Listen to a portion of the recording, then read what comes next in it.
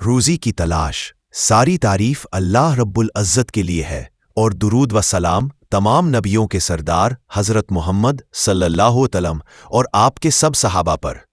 اللہ تعالیٰ نے فرمایا، میں نے جن اور انسانوں کو صرف اس لیے پیدا کیا ہے کہ وہ میری عبادت کریں۔ میں ان سے نہ تو روزی دینے کا تقاضا کرتا ہوں اور نہ یہ چاہتا ہوں کہ وہ مجھے کھلائیں۔ بے شک اللہ ہی سبھی کو روزی دینے والا ہے، بڑی قوت والا، بے حد طاقتور ہے۔ سورہ زاریات۔ اور ایک انیہ جگہ فرمایا، دھرتی پر چلنے والا کوئی بھی جیو ایسا نہیں ہے جس کی روزی اللہ کے ذمے نہ ہو۔ سورہ ہود۔ اور اللہ تعالیٰ نے یہ بھی فرمایا، ہم نے دھرتی پر جو کچھ بنایا ہے اسے دھرتی والوں کے لیے زینت سجاوٹ بنایا ہے تاکہ ہم انہیں آزمائیں کہ ان میں کون بہتر عمل کرنے والا ہے۔ سورہ کہف۔ کہتے رہے، میں نے رسول اللہ صلی اللہ علیہ وآلہ کو یہ فرماتے ہوئے سنا کہ ہر قوم اور ہر امت کا ایک نہ ایک فتنہ آزمائش ہوتا ہے۔ اللہ ہر قوم کو کسی نہ کسی چیز میں ڈال کر اس کی پریکشا لیتا ہے، اور میری امت کی آزمائش مال دھن دولت ہے۔ ارتھات اللہ تعالیٰ میری امت کو مال اسی لیے دیتا ہے کہ وہ دیکھے کہ لوگ مال ملنے کے بعد بھی دین پر قائم رہتے ہیں یا نہیں۔ مظاہر حق۔ حضرت ابو ہریرہ روایت کرتے ہیں کہ رسول اللہ صلی اللہ علیہ وآلہ نے فرمایا، جو ویکتی دنیا روزگار و مال کو حلال اور جائز طریقے سے کمائے، صرف اس نیت سے کہ وہ سوال بھیک مانگنے کی ذلت سے بچے، اپنے گھر والوں پر خرچ کر سکے اور پڑوسی کے ساتھ احسان کرے، تو قیامت کے دن وہ اللہ کے سامنے ایسے حال میں پیش ہوگا کہ اس کا چہرہ چاند کی 14ویں رات کی طرح چمک رہا ہوگا۔ اور جو ویکتی دنیا کو اس نیت سے حاصل کرے کہ مال زیادہ ہو، لوگوں پر رعب جمائے، دکھاوا کرے، تو وہ اللہ تعالیٰ سے ایسے حال میں ملے گا کہ اللہ تعالیٰ اس پر غضب ناراضگی فرمائیں گے۔ جب وہ انسان جو حلال طریقے سے کماتا ہے لیکن نیت مال بڑھانے، غمنڈ کرنے اور دکھاوے کی رکھتا ہے، اس کا یہ انجام ہوگا، تو سوچو حرام طریقے سے کمانے والے کا انجام کتنا برا ہوگا۔ اسی لیے نبی کریم صلی اللہ علیہ وسلم نے حرام کمانے والے کا ذکر ہی نہیں کیا، کیونکہ یہ مسلمانوں کا طریقہ نہیں ہے۔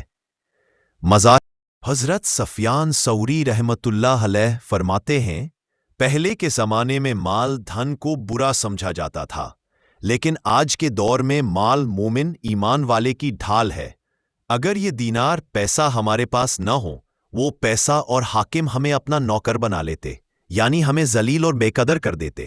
انہوں نے یہ بھی فرمایا، جس ویکتی کے پاس کچھ مال ہو، اسے چاہیے کہ اپنے مال کی صحیح دیکھ بھال کرے، یعنی اسے بڑھانے کی کوشش کرے اور اسے برباد ہونے سے بچائیں، کیونکہ ہمارا یہ سمے ایسا ہے کہ اگر کوئی غریب اور ضرورت مند ہو گیا تو وہی سب سے پہلے ذلیل ہوگا۔ جو ویکتی اپنے دین دھرم کو دنیا کے بدلے بیچ دیتا ہے، وہ سب سے بڑی مصیبت میں پڑتا ہے۔ اور یہ بھی فرمایا گیا کہ حلال مال فضول خرچی میں برباد نہیں ہوتا۔ آرتھک ترقی کے لیے آج لوگ اکنامکس کے گیان سے بہت لابھ اٹھا رہے ہیں۔ اقتصاد آدھا سائنس ہے، جیسے کہ چیزوں کو جمع کر کے رکھنا، سٹوریج، مانگ اور آپورتی کے نیم جاننا آدی، اور آدھا کلا آرٹ ہے، اور کلا کے لیے سمجھداری اور ہوشیاری کی ضرورت ہوتی ہے، لیکن کبھی کبھی تقدیر قسمت کے آگے انسان کی ہوشیاری اور یوجنا تدبیر بھی ناکام ہو جاتی ہے۔ اگر آرتھک ترقی کیول محنت اور عقل سے ملتی تو مزدور اپنی محنت سے زیادہ مالدار ہوتے اور ہوشیار لوگ اپنی عقل کے دم پر سب سے آگے ہوتے، لیکن ایسا نہیں ہوتا۔ روزی حاصل کرنے کے معاملے میں ایمان والوں کو چاہیے کہ وہ شریعت کے قانون کے انوسار عمل کرے، جسے شریعت میں معاملات لین دین کے طریقے کہا جاتا ہے۔ معاملات کا گیان جاننا ضروری ہے۔ اس سلسلے میں بہشتی زیور کا 5واں حصہ اور صفائی معاملات کو پڑھنا اور سمجھنا چاہیے۔ آج کی ارتھ ویوستھا اکنامکس۔ سود بیاج کو اسلام میں حرام سخت منع کیا گیا ہے۔ اسلام لوگوں کو غریب بنانے کے لیے نہیں آیا، بلکہ اسلامی اصولوں پر چلنے سے بہت سے لوگ امیر اور سمپن ہوئے ہیں۔ سود لینے سے دیکھنے میں مال بڑھتا ہوا نظر آتا ہے، اور زکوٰۃ دینے سے لگتا ہے کہ مال کم ہو رہا ہے، लेकिन ईमान वालों का अनुभव है कि सूद से माल की बरकत खत्म हो जाती है और अंत में आदमी कर्जदार बन जाता है, जबकि ज़कात देने वालों के माल में हमेशा बरकत रहती है और अल्लाह उन्हें नुकसान से बचाते हैं। हज़रत अब्दुर्रहमान बिन औफ, इमाम आज़म अबू हनीफा रह और फ़कीह अबुल लैस समरकंदी, ये सब अपने समय के बड़े बुजुर्ग थे और साथ ही बहुत धनवान व प्रतिष्ठित लोग भी थे। आज लोग झूठ, धोखा और फरेब करके जल्दी पैसा कमा लेते हैं और खुद को चालाक समझते हैं, लेकिन यह नीची स्तर की चालाकी है। इसमें ना इज्जत रहती है और ना इसकी सफलता टिकाऊ होती है, इसलिए शरीयत इसे पसंद नहीं करती।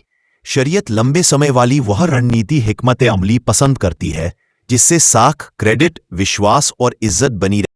हजरत अबू दरदा जल्लल्लाहु अन्हु से रिवायत है कि रसूलुल्लाह सल्लल्लाहु अलैहि वसल्लम ने फरमाया, रोज़ी इंसान को उसी तरह तलाश करती है जैसे मौत निश्चित है और बिना कोशिश किए अपने वक्त पर खुद आ जाती है, उसी तरह रोज़ी भी निश्चित है, अपने मुकर्रर तय वक्त पर अल्लाह की तरफ से इंसान को खोज लेती है, क्योंकि मौत तब तक नहीं आती जब तक इंसान अपनी सारी मुकर्रर रोज़ी पूरी न कर ले। इसलिए रोज़ी के बारे में अल्लाह पर पूरा भरोसा होना चाहिए। दिल में बेचैनी, घबराहट और परेशानियां नहीं होनी चाहिए। मध्यम दर्जे की तदबीर कोशिश काफ़ी है। कोशिश करना अब्दियत, बंदगी का हिस्सा है, लेकिन कोशिश में अति, घबराहट और लालच नहीं होना चाहिए।